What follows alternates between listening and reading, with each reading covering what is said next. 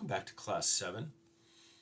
We did a bunch of examples, or we did several examples from our textbook, and here's some additional ones from a different book from Cengel.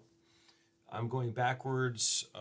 We had, if you recall, when we were doing chapter 2, that was chapter 3 in Cengel.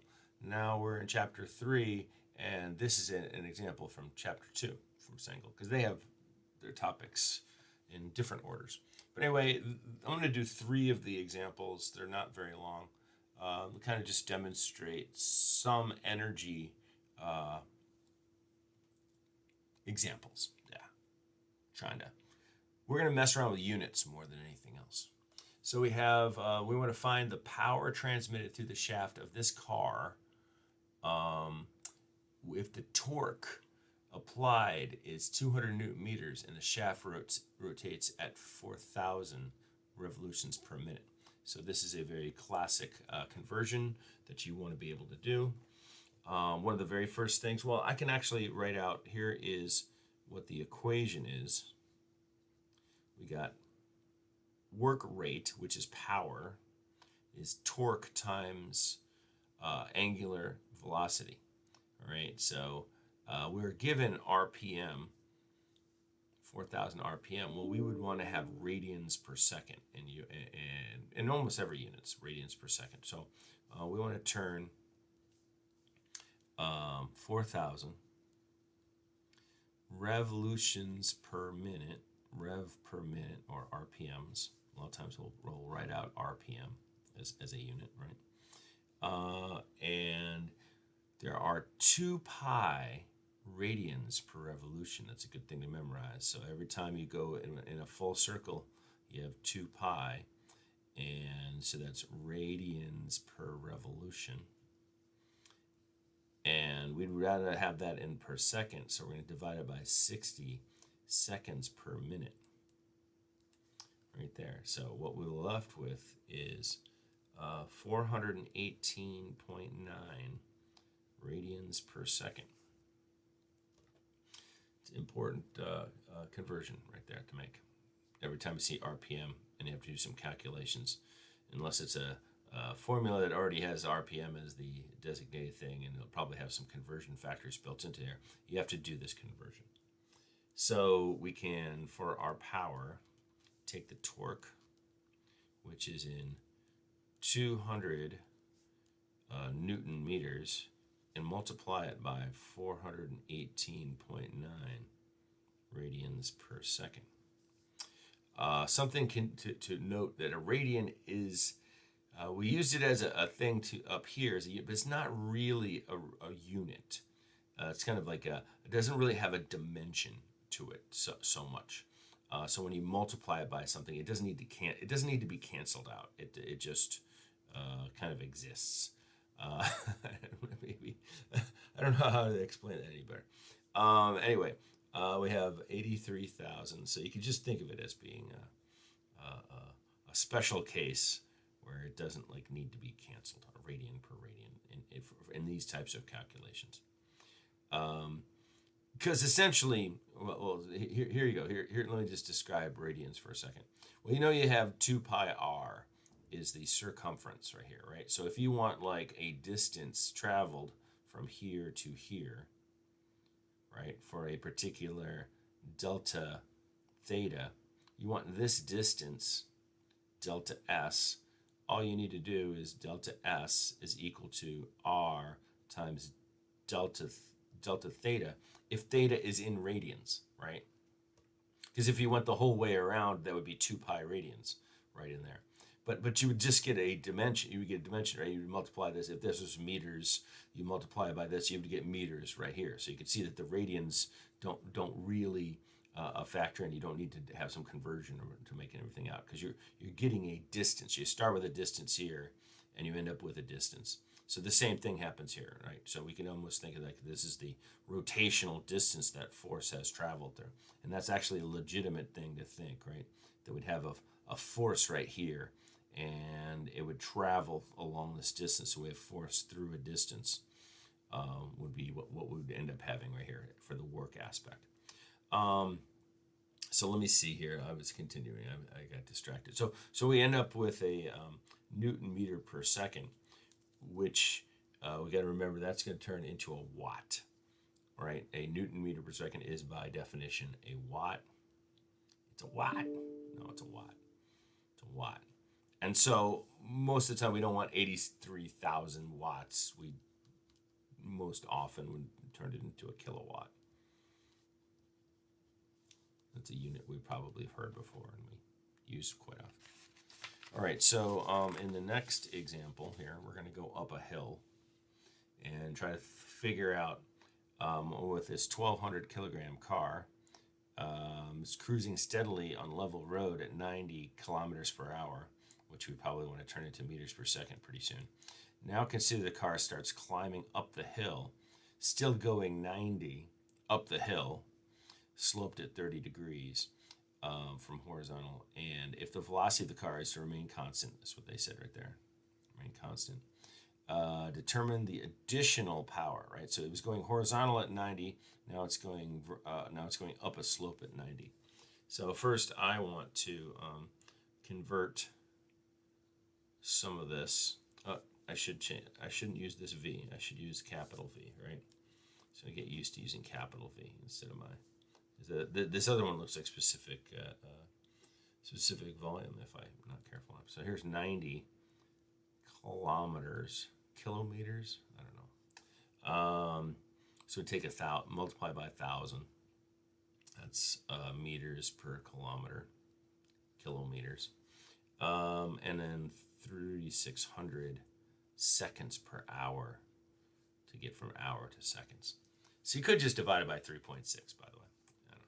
And this is a nice one because it works out to a nice even number. I like that. And if you were curious, I'm just writing this over to the side, but it helps to kind of put your head around things. That's like 55, I call it 56 miles per hour. Because if we lived in Canada, we probably know. We know what this was if we lived in Canada, right? And now, so think about the work that has to be done. Could be thought of as you rise up. Oops, I don't know why I didn't put the mass in this. The work is going to be equal to the potential energy, or the change in potential energy, which would be mass times gravity times delta Z. But we want power, so we could take the whole thing and divide it by time, right?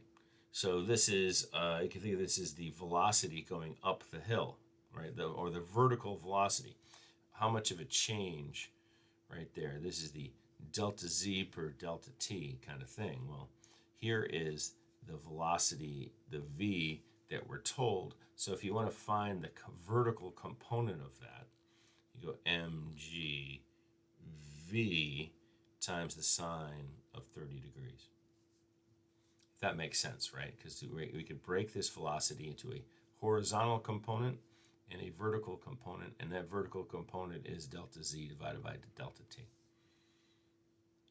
So you take your 1,200 kilograms and your 9.81 meters per second squared. And notably, that's going to, this right here, the kilogram meter per second squared, remember that when you see that, that equals a Newton. The velocity, which is going to be 25 meters per second. And then we also have to take the sine of 30 degrees. And notably, okay, so this turns into, you don't have to write this on your pages, but that just helps me. Turns into a Newton. Now we have a Newton meter per second. Woo! So I'm going to write that 147,000 Newton meters per second, which is going to be 140. Oops, I accidentally put it in there. 147 kilowatts. Kilowatts. Boom, boom.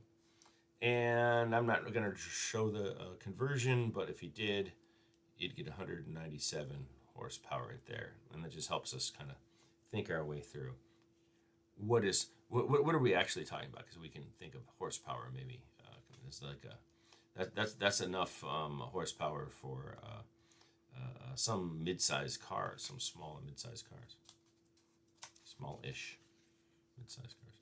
I think we have one more example. Okay.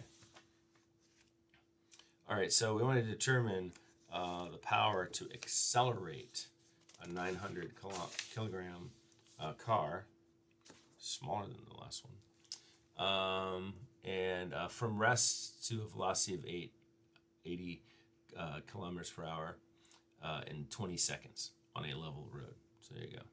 And we're not looking at any kind of resistance here, like air resistance. So we're going to prepare. We're going to ignore it.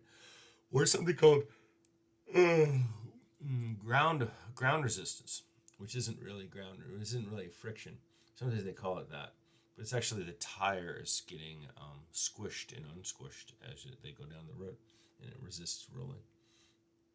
Okay, so let's do this conversion of 80 kilometers per hour and 1,000 meters per kilometer divided by 3,600 seconds per hour. By the way, that's just 60 times 60, right? Yeah, I think people, I don't know. There's sometimes people just overlook the thing. I've been asked before. This is 22.22 meters per second. So we want to find the power to accelerate. Well, power is work per work per time. Excuse me.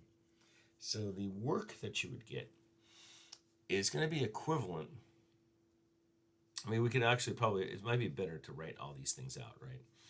Delta KE plus delta PE is equal to Q 1 to 2 minus work 1 to 2, right?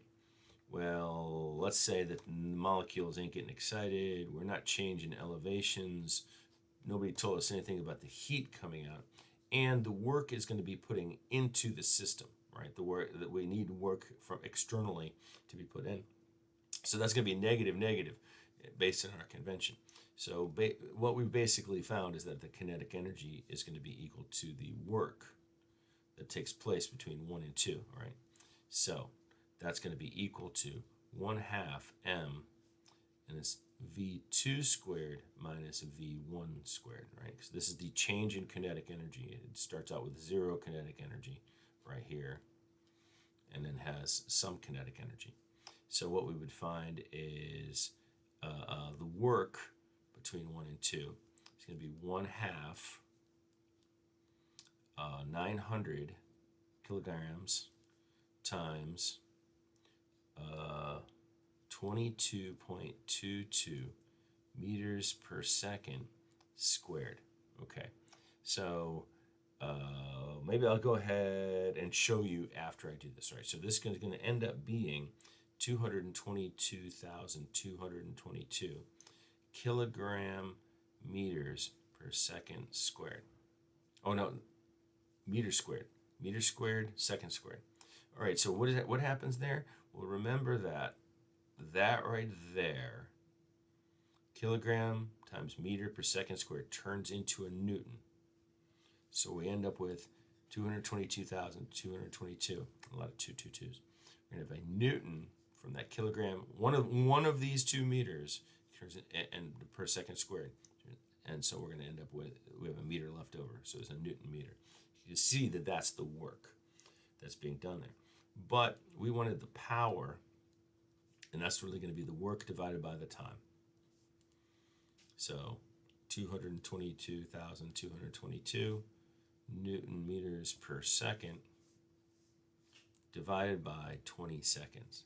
And what we're left with is 11,101. 11,111. That was hard to say. Newton meters per second, which we know is a watt. Therefore, we can have this as 11.11 kilowatts is the answer.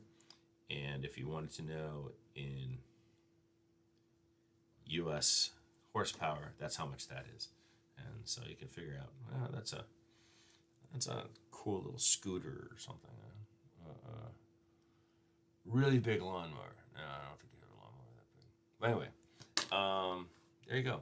Examples from Cengel. See you in class.